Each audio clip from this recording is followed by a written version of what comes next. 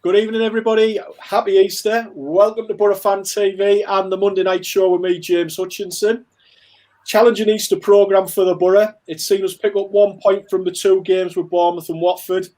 As always, Boro fans, we'd love to hear from you what your thoughts are after those 2 games.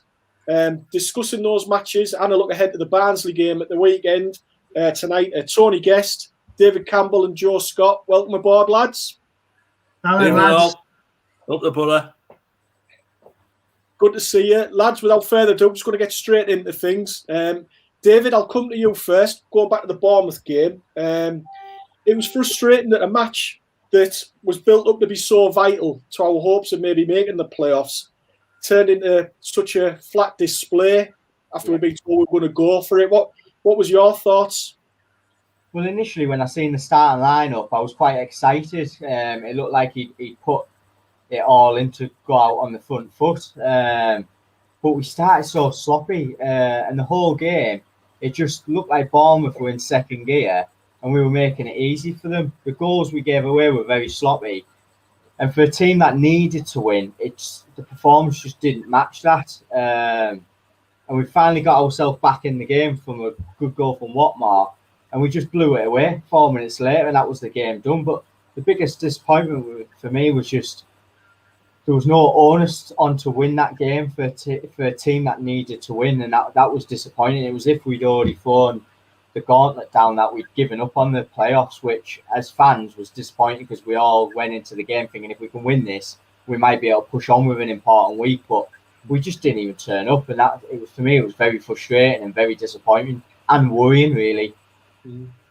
Tony, David's mentioned there about the 3 goals that we conceded. And I think they were all avoidable, weren't they, Tony? And we spoke last week on the show about the possibility of Marcus Bettinelli joining the club in a permanent deal. Do you still think there's a number of fans that need convincing that that's the right way to go this summer?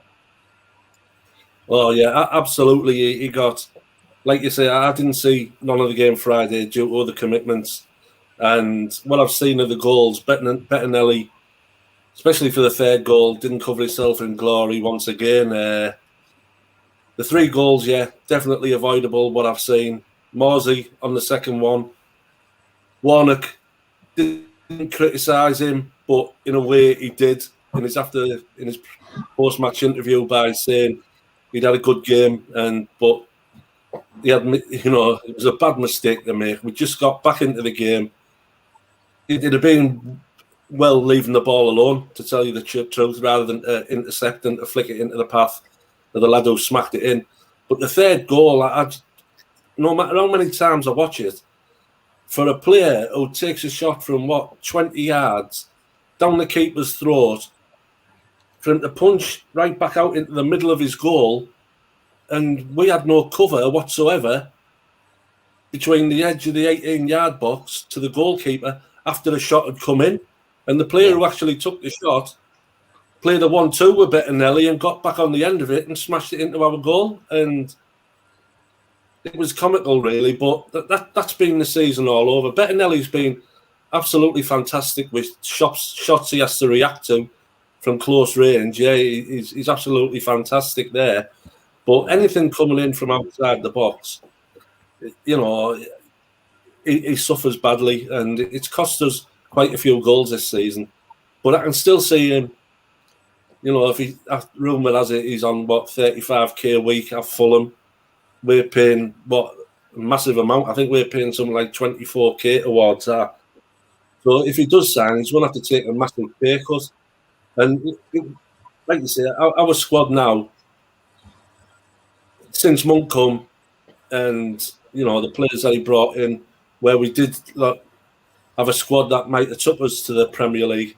Our squad now is just a Championship squad, and we're all putting our eggs in one basket for next season, which I think is a massive, massive gamble for us as fans to be putting our trust in Warnock to be getting us into the Premier League, because the last bloke who said he was going to get us back to the Premier League, he's hardly been seen since, and that was Steve Gibson. So, the good signs, the signs are there for a good season next season, but we haven't even ended this one yet. And sorry, there's still a lot to prove. And like you say, the Bournemouth game, we could have went level on points with Bournemouth, I think, and it from what I've read, it was just a no-show by the Boro, James. Yeah. You mentioned about the Gary Monk signings. Come the summer, they've all gone, haven't they? So it's like a clean slate. We've had numerous bad seasons because of that transfer window, but from in the summer, that's all they've all moved on, which just tells you how disappointing that window's cost us in the long run. Yeah, but I think Woodgate touched on it on Friday. Where is it? Woodgate's now brought 10 players in, and Warnock's brought 10 players in now. Yeah, and we still have to see. There's still a lot of question marks against some of them players, i.e. Yakpom. You know what I mean? So we have to wait and see. Yeah. Michael Pellin was in touch there, and he just said, I'm sure Neil Warnock's identifying players that maybe need to go this summer. And I think the remainder of this season will see a lot of that happening. And Dominic Nicholas has been in touch as well, and he said, we need massive changes. Joe, one thing going back to Friday that I was a little bit bemused by was Neil Warnock's post-game comments, where he mentioned about us dominating the first half, and that he also thought we played some good stuff. Now, I might have been watching a different game. That didn't come across to me. I don't know about yourself.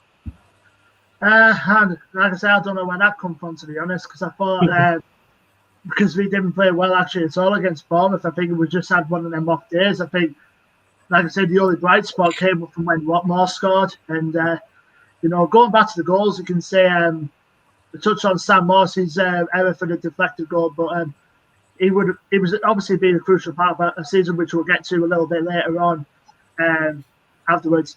As far as Bettinelli goes, like I said last week, I think they made a difference on him coming here on a permanent deal, as if Fulham signed that Areola on a permanent deal, and I think he'll be let go regardless because his contract's out with Fulham at the end of the season. So it's going to be if he comes, if he goes, if he comes to the Boro permanently or not. But going back to Warnock, he said, after the Bournemouth game, I think that's our chances for the playoffs over. But I think I've heard, when I watched EFL on Quest on the following Friday after the game, Colin Murray said, we're still in the chance of getting into the playoffs, but it's going to take like a man a miracle now for us to get there. So it's hard to tell, with all these like 7 to 6 games left. Yeah, we could win every single game, but because we're so inconsistent, we're just too far off, aren't we? Well, David, I mean, that's been an issue all season, that we can't seem to string 3-4 wins together. So I think it's pointless expecting them to win 6 in a row now, especially with all the injuries mounting up as well. It's going to be difficult. Josh Wise has got in touch with us, David, and he said we could do with 6 or 7 new faces next season. It was serious about challenging, not just players that will fill holes, and we need players that know this league, and definitely a goal machine. Would you go along with that? Well, we've needed a goal machine for the past 6-7 seasons since Bamford left us, haven't we? And we haven't had it. So when you're linked with players like Ched Evans, who scored 1 goal for Preston, doesn't fill me with confidence going into next season. So we just hope the recruitment team gets it right. He's talking about 6 or 7 signings. I agree.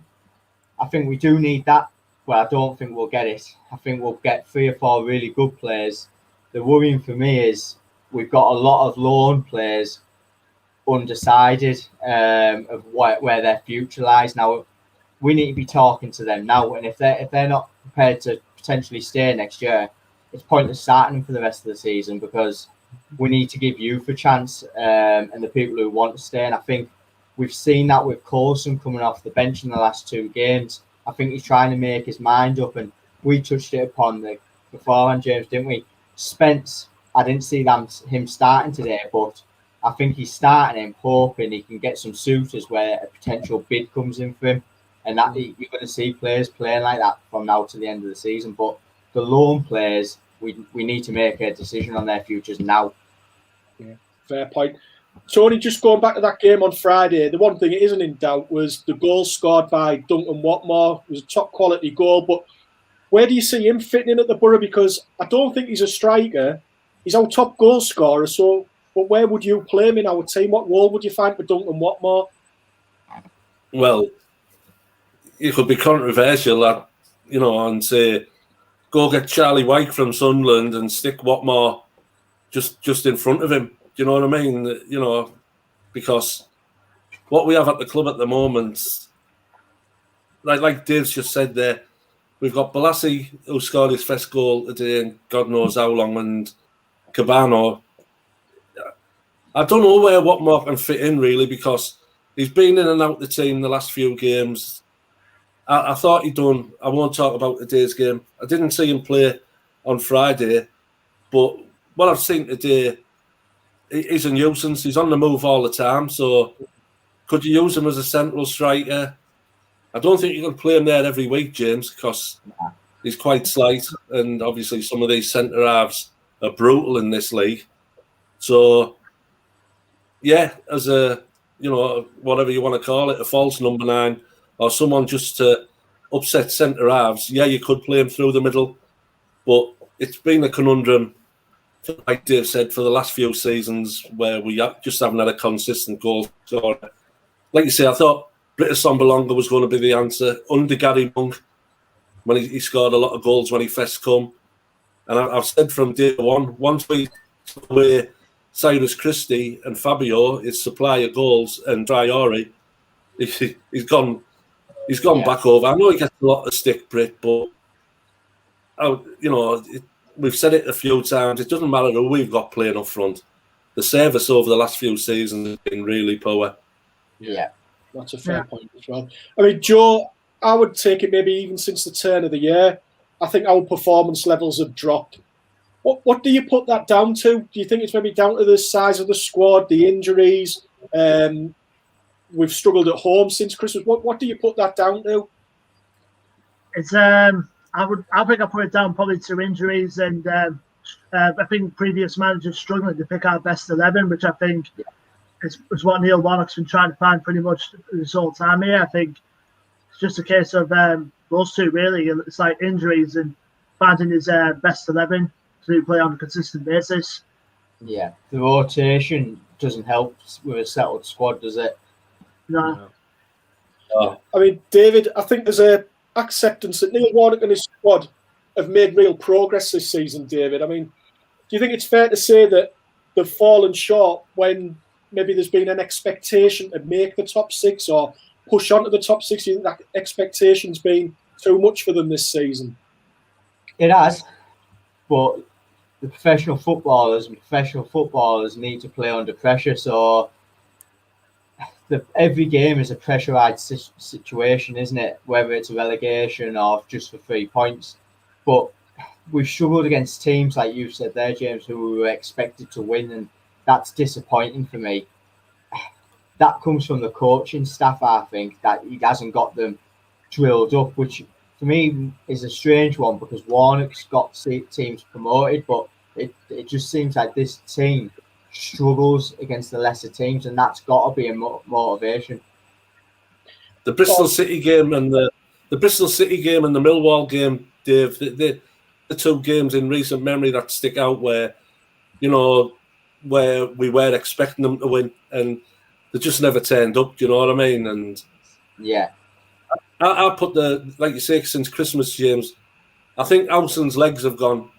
Personally, he was out injured. He's came back in, and he's had the case of the captain's armband. And for me, the last few games, he's gone missing. I feel his legs have gone, and I think, like Dave said, let the lad have a rest, let him recover. Let's see deep down, Warnock will still think we can reach the playoffs. You know what I mean? While it's mathematically possible, Warnock will want us to keep pushing and pushing.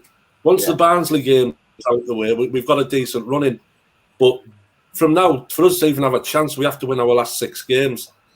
And Dave's touched on it there about the loanies, and you don't know my feeling about loanies. If them players aren't going to commit to the Boro now, till the end of the season, at the end of the season, it's up to Warnock now to give kids who are sat on the bench, players who were already at the club, and have a good look at them. And he might even save a few bob by not having to go into the transfer market. This kid he's got sat on the bench, the centre forward, he might come in and bag 4 or 5 goals, but we'll never know unless he tries them. Yeah. Joe, I'm going to put this one your way. It's from Gareth Cole. He said, let's look at it this way. This team was nearly relegated last year, and Warnock's got the best out of some bad players.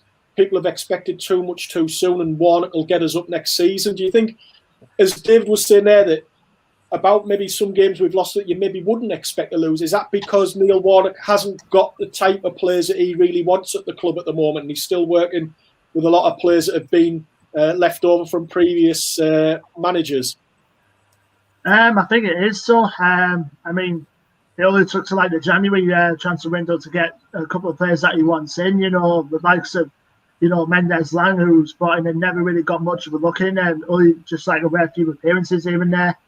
And obviously Balassi as well. So it's good. It's just a case, of him just trying to find the right squad to put together, and him not having the luxury of that at the moment. So, but hopefully, come the summer, with probably be plenty of free agents involved, he could build up the squad he wants and hopefully try and challenge for a promotion this season. But I think, like they said there, I think he was expected a lot too soon by probably some fans, in terms of trying to get him up to where the promotion standings.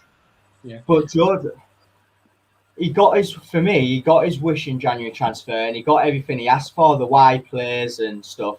And I think we've been we've been inconsistent all season, but the football we've played from January onwards has been abysmal and shocking to watch. Similar to what we've had to endure under Tony Pulis, and that's what worries me. We can't keep praising Warnock from everything from January onwards, because he's had his wish, and I think it's been worse since January onwards. Before January, I thought we were doing well on a thin squad, and as soon as we've added, we've just gone to pot. I don't know if you guys think that, but I think he's had too many options. Yeah, sorry, Joe. Yeah, I think it's just having too many, having too many players in the ranks. I think it unsettles the squad.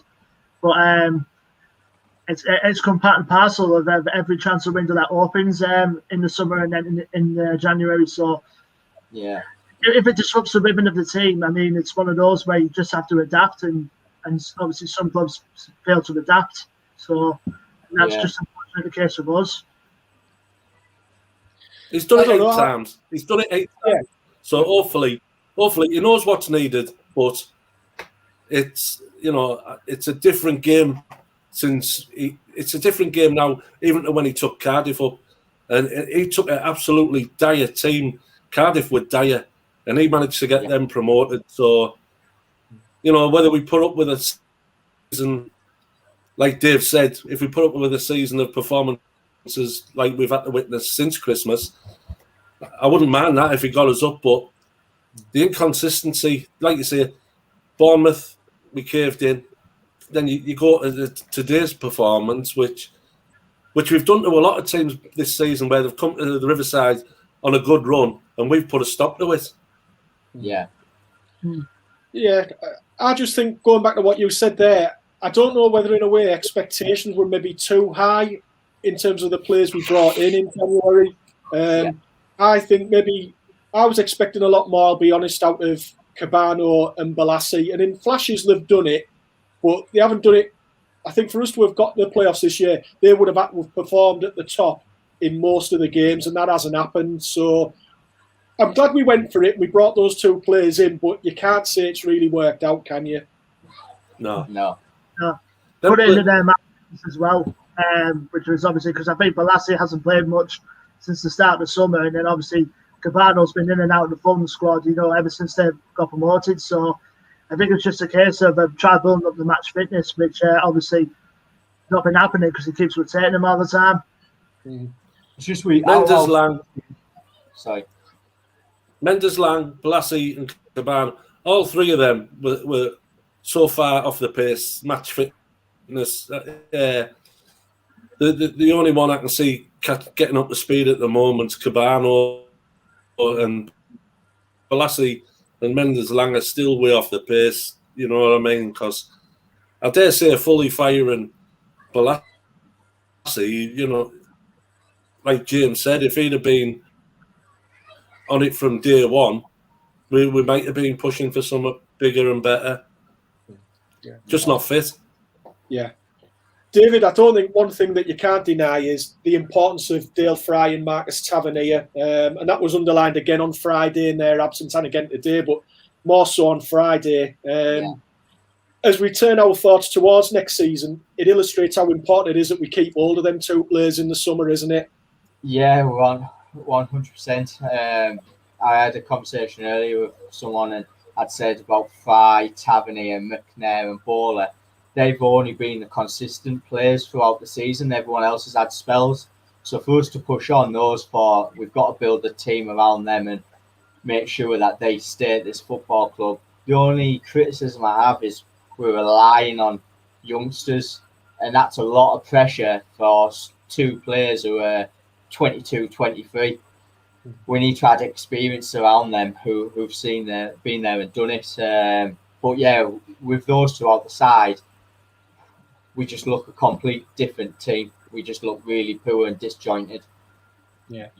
And Tony, just going on there about Dale Fry, there was rumours circulating last week that Burnley are considering putting together a £10 million offer for Dale Fry. What's your reaction to that, Tony?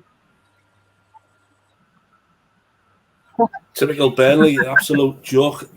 James, after watching Spurs and Arsenal over this last Easter weekend, you know, top Premiership clubs, they're absolutely dreadful at the back, and Dale Fry had fit into either of them squads. That's what worries me the most. Burnley can go get stuffed.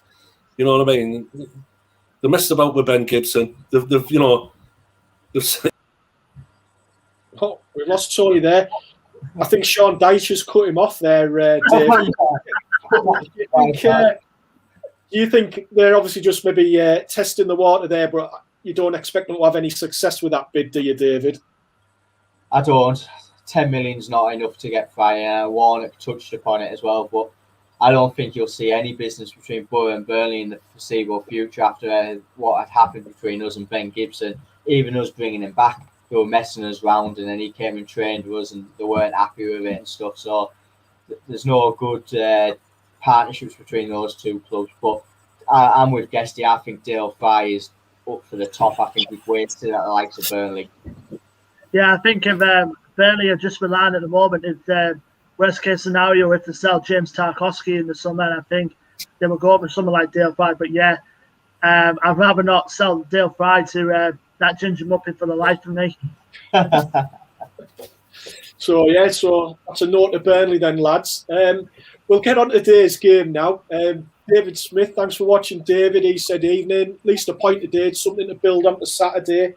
I don't think you've got to lose sight of the fact, Joe, that we'll go on about the ins and outs of the game, but today you were up against a side that had won 6 in a row, 10 of their last 11 games, and I think we coped pretty well with them over the 90 minutes, didn't we? Yeah, I said right from the get-go I would have took at least a point from that game. And, I mean, to be fair, the first half was a bit flat from us, in my opinion. I think we never managed a single shot on target in that first half. And I think there was another case in their goal. Obviously, Zinkernagel took the shot and Sarr was credited with the goal. And most of the players had stopped to look to be given an offside, but by the looks of it, Sarr was clearly on because I think Lazy Bone Spence was playing him on. So it's just a matter of a flat first half. I think second half, we definitely deserved a point out of that, and it was a good case. It was a good cross in the end from Paddy along to Velassi, opening his account for the club. I think the only sad part, I think, coming from the game today was obviously we lost Sam Morsey, I think, for the season now after he sustained that ligament injury. But I'm happy with the points. I think the second half, definitely we deserved at least a point against a team that obviously are going to be destined for the Premier League come the summer. Yeah. Tony, what did you make of that challenge involving Sam Morsey that saw him have to be withdrawn from the game? And like you say, Joe, it looks as though he's out for the rest of the season. What did you make of Chalabar's challenge on him, Tony? Red card. It was reckless. He was out of control. Both feet were off the floor. His studs were up. Yeah, he got the ball, and we've seen it before. Players have got the ball, but he went, because of the force, with him being off the ground, bottom of his foot, went straight through the ball, through the player's foot, and that Don Goodman, I can't see for the life of me, he watches more football than any of us, how he was trying to defend that tackle. Yeah, it was a good tackle, but it's against the rules now to be going in challenging like that, and he's put the kid out for the season. Absolutely, red card 100% for me, James, and that's just because it's not a Boro player. It was a Boro player who was on the receiving end, and this coming from a former Boro loanee as well. Yeah, it's absolutely. It was a really bad challenge, Joe. Bad challenge. He should have had a red card. Was it handball on the goal? Was it handball on the goal in the Premier League? Yeah, it's getting disallowed, but the referee couldn't see it. But what I want to know is, Dave's just touched on it there about how consistent ball has been. Once again, it was a save from our keeper, which wasn't dealt with properly, but what the hell was Bowler doing?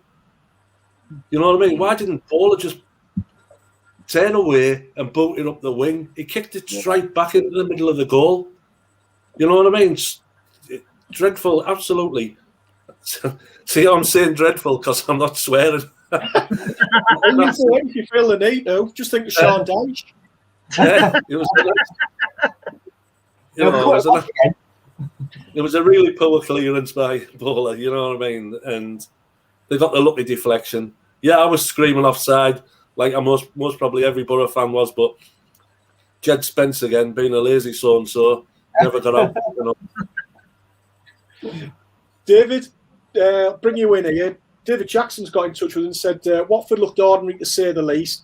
It's a poor league this season, but both Norwich and Watford are steady at most. And I know we've spoken in the past about saying you don't need to be overloaded with quality in this league to achieve something in the Championship. It's just that sort of a league where it is a grind. And today, like we've come up against a decent team. We're without two of our regular back four in Dyke, Steele and Fry. Yet we nullified them quite easily, to be honest. I think the point was the least we deserved, wasn't it? Yeah, 100%. I mean, both Joe and Guesty have touched upon it. And then for me, they've both got valid points. We nullified them, but I think because we nullified them so well defensively, we then suffered offensively. So we never seen anything going forward because we were doing so much good work behind the ball. So it's getting that balance of the two, and we haven't had that but even before Warner, we struggled to get that balance since Karanka's season where we got promoted, where we could do the defensive side and the offensive side.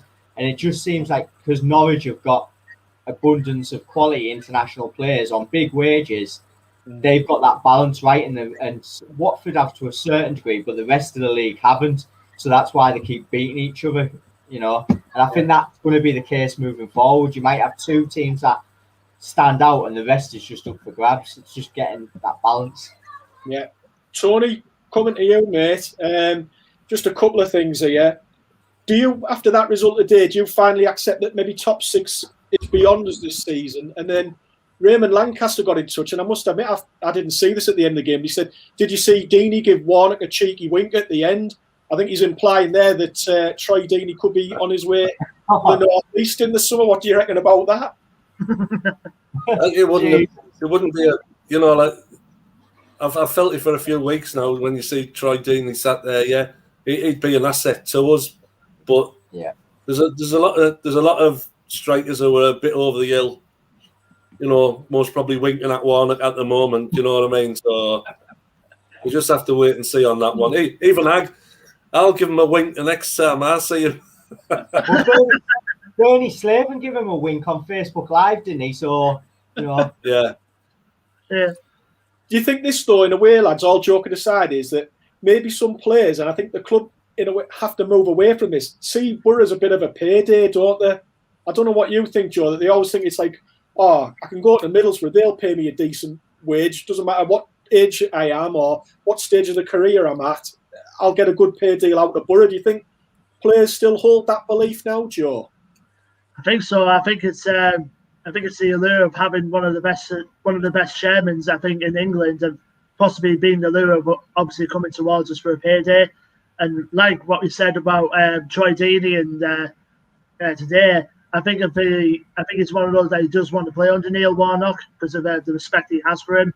So we never know. If Rick goes, which is more than likely, who can we say we can welcome Troy Deeney to his side for a good payday. It's frustrating having those one season age retires. I mean, when we bought Ray Parlour, Ray Parlour didn't do a bad job at us, but that just screamed out of desperation at the time as well, didn't it? Yeah. I think it did, yeah. Because he did all right, I think the only thing was missing from Ray Parlour was the goals. And pace. And money. Yeah. Give it all to his ex-wife. That's why he come here. Tony, if Watford go up this year, they're currently in the top 2. If they're the template for what we're trying to achieve next year to get promotion, if we're aiming for automatic promotion, what do we need, or what are we missing at the moment that sides like Watford and Norwich have got? What are we missing? What do we need to address in the summer? Well, if we need something like Watford, we need to go sign about 7 6'6" giants. You know what I mean? Really, because they just look absolutely massive. Yeah. Norwich, the Norwich template is up and down. I dare say the team that's going up for Norwich isn't much different to the team that went down with Norwich or that went to Norwich the season before. They just seem to keep hold of the players that they go up and down with. Yeah. But Watford, that squad must be worth an absolute fortune, the players they've got. Yeah, that's when he burst onto the scene against Liverpool. He looked unplayable. And they've got an absolutely fantastic squad. People are saying that they looked at poor side. That was down to us today. We absolutely nullified them. But like Dave said, all our good work was done behind the ball. But Norwich and Watford have been the only 2 consistent teams. Once Watford found their feet in this league, they've been unstoppable. And obviously Norwich have just run away with it.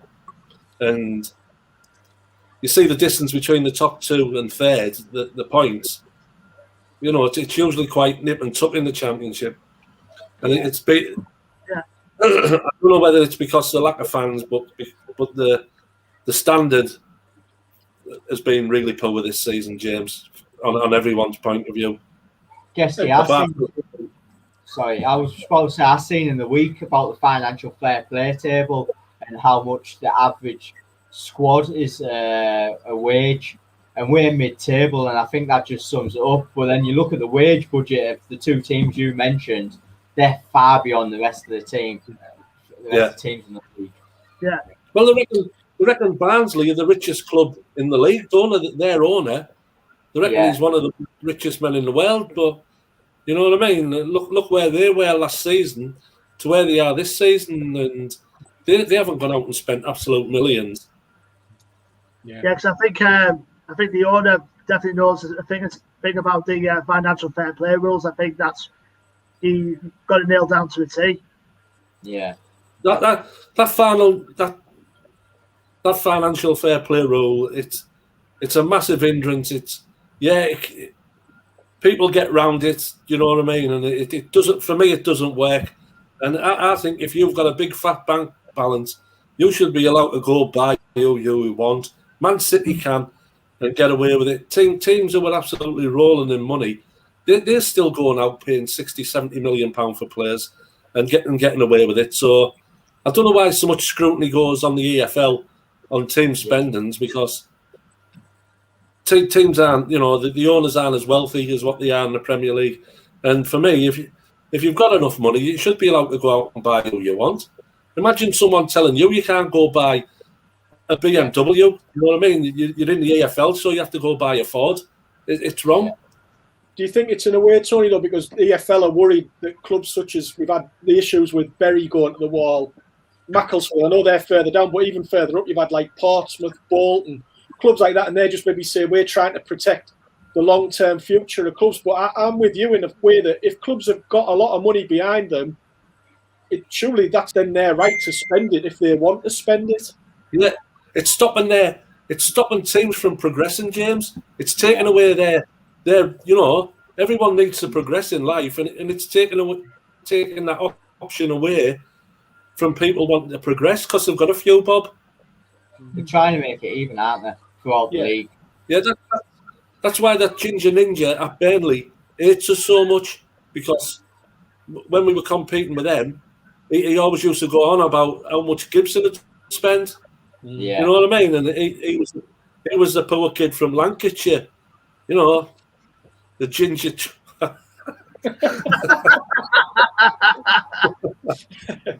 Let's hope he never gets the Boro job. Well, if Strickland thought he had bad, God.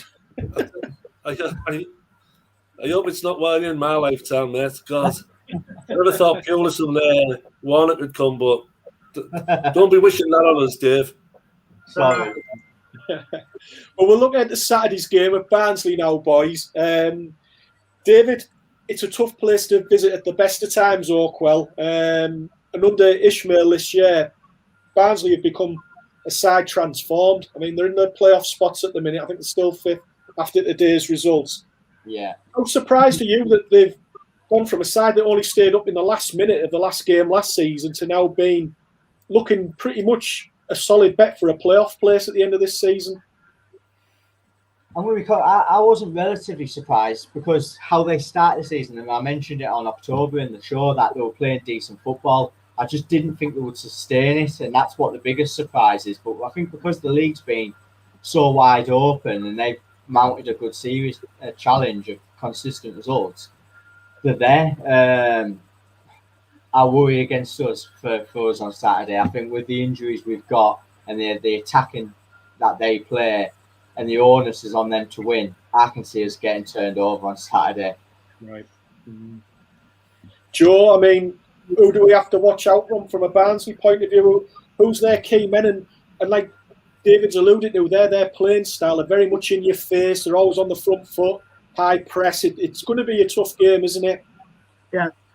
Going into the playing style first, I think the change obviously comes with the change of manager from last time we played them. I think obviously, when we played them in the Carabao Cup and obviously the totally donked us that day. And going into the league game, obviously there was the uncertain future about the previous manager, Gerhard Struber. Obviously he went off to the MLS a couple of weeks after we played him. But since Valeri Ishmael came in, their current manager now, I think they've definitely turned around in terms of going more attacking and going more up forward in terms of trying to get goals from different areas, and they've done that in abundance. Callum Styles is one player in particular that has impressed me so far for Barnsley. I think he's one of them, like Lewis Wing type players who can just get a goal from anywhere. And they've done well in terms of getting the business done in the January transfer window. The likes of Darryl DK, who they brought in on loan from Orlando City, like Stephen Adams just mentioned there. Yeah. He's going to be a constant threat up front. I think him partnered up with the likes of Collie Woodrow or even Carlton Morris, who's their super sub in a way. They're going to be constant threats throughout and as well. So I think it's the forward line and Callum Styles pretty much are going to be the key threats, I think, for Barnsley. Alex Mowat, the left footed. I forgot about Alex Mowat.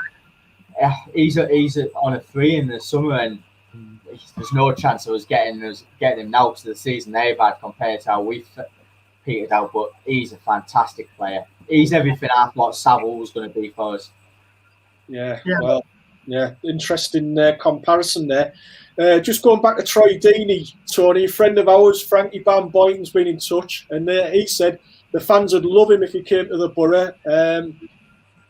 Hopefully he could provide, if he came to the Boro, some happy memories for Boro fans to live off. What about past trips to Oakwell? You must have been there a fair few times, Tony. Any memories that stick in the memory for you?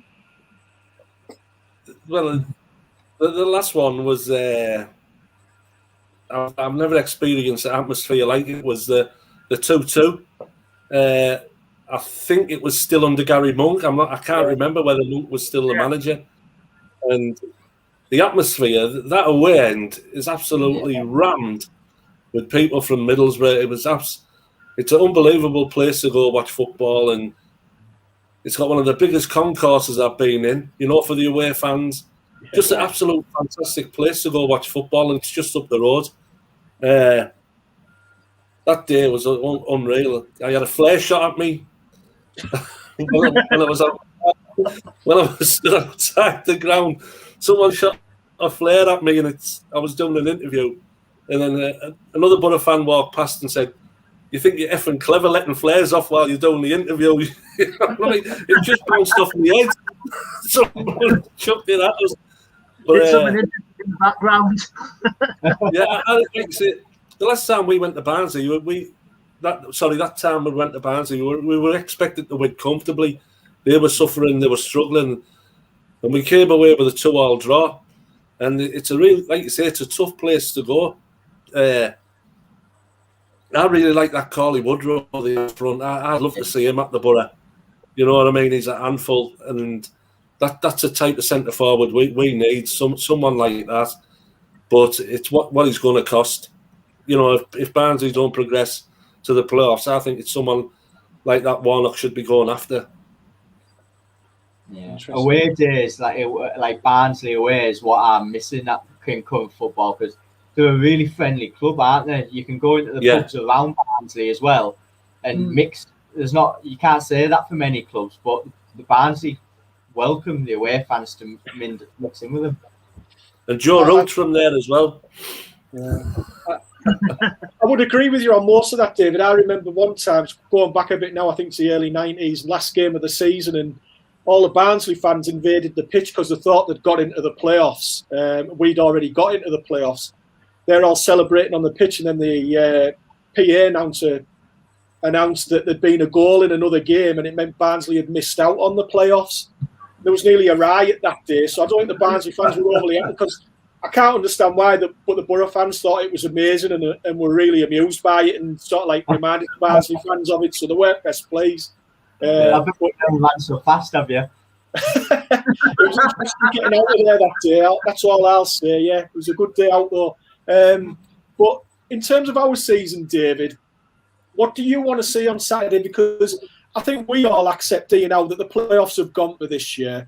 So what do you want to see on that pitch on Saturday? Who do you want to see on the pitch, and what do you want to see by those players that are wearing a Boro shirt? Over the last couple of games, I've changed my opinion based on where we are in the league, and I think now where we are, because the playoffs are well advanced, I want to see players. Team sheets isn't important to me now. I just want to see the players who are playing be here next season, and if that means playing Coulson, playing Spence, even though I can't stand him, I'd rather do that than play the likes of Blassie, even though how much I rate Blassie. If Blassie's already going to tell the club he's not going to stay because it's pointless. I would like to see us go out and attack, but Warnock said he wanted to enjoy ourselves in the international break, and we haven't done that since. So I just don't want to see us getting turned over against Barnsley, and then see if we can put a few wins together to get a bit of confidence to go into next season. Yeah. That's a key point. That's a key point. I think Neil Warnock, said he wants every player to fight for their place in the club, and that's the reason he's been starting with some of the fringe players like Spence, for example. So again, I think it just doesn't matter who's on the team sheet. Like David said, I think it's just a matter of every player giving 100% in these last 6 games. But Tony, do you think, I understand that way, saying maybe not going with players that are going to be a long term, but is that not saying then we're not going to put our best side out for the next 6 games, and then you run the risk of going on a horrendous run from now to the end of the season and you lose any sort of momentum you've got? Because it's still important that we try and win as many games as we can, because yes, we might not make the playoffs, but you want to finish as high up in the league as you can as well, don't you? I think if we beat Barnsley on Saturday, Warnock will have his tail up again, and he'll think anything's possible. And it'd be nice to see some of these kids come in, but I totally understand where Dave's coming from, but while he's got a breath in his body and there's points still to play for Warnock, I still think, he'll keep pushing and pushing and pushing. Like he said, he's quite disappointed he's never had a full squad to pick from for a long time. We lost Dykesteel, we lost Dowson for a while. Now we've lost Dale again and Tavernier for 2 or 3 games. It's a bad part of the season to be losing them 2 players. But while it's mathematically possible, Warnock will still keep putting the same team out. Well, the lads that he's been using regular. And it'd be nice to see Coulson get a run in the team. He done well up front today.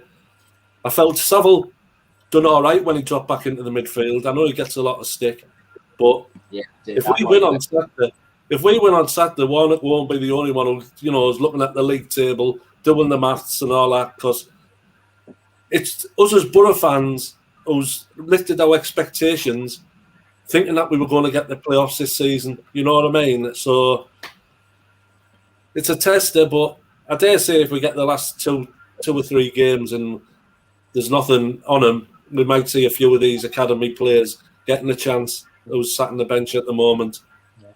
But win on Saturday, and those as Boro fans and the management, it's back on.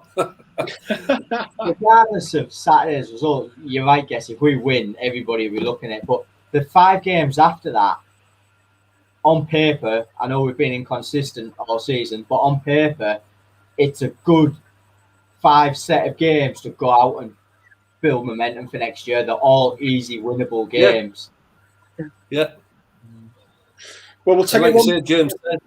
James said, finish the season on a good run, and it carries on into the next season. Yeah. Well, lads, just look at Barnsley. Barnsley, they were down, and that momentum they took from them last few games, staying up, they've continued with. Yeah. And especially, like David said, the last 6 games of the season, you look at it on the paper and say they're pretty much easy to beat. But the way I'm looking at it now, the likes of Sheffield Wednesday, who are beating Cardiff 5-0 at the minute. What? You can't judge it on paper at the moment. Are they? Yeah. 5-0? Yeah. It could be a bad time to be playing the likes of Sheffield Wednesday, Rotherham, because they're going to be absolutely fighting for their lives. So it might look easy on paper, but you've got to remember them 2 teams have already turned us over this season anyway, haven't they? So there's no guarantees, but we'll take it 1 game at a time. David, what do you reckon? I know you've already alluded that you think it's going to be a home win on Saturday, but what's your prediction for Saturday? 2-0 Barnsley. Right, 2-0 Barnsley. Joe? I'm taking a gamble, 2-1 Boro. 2-1 Boro. Guesty?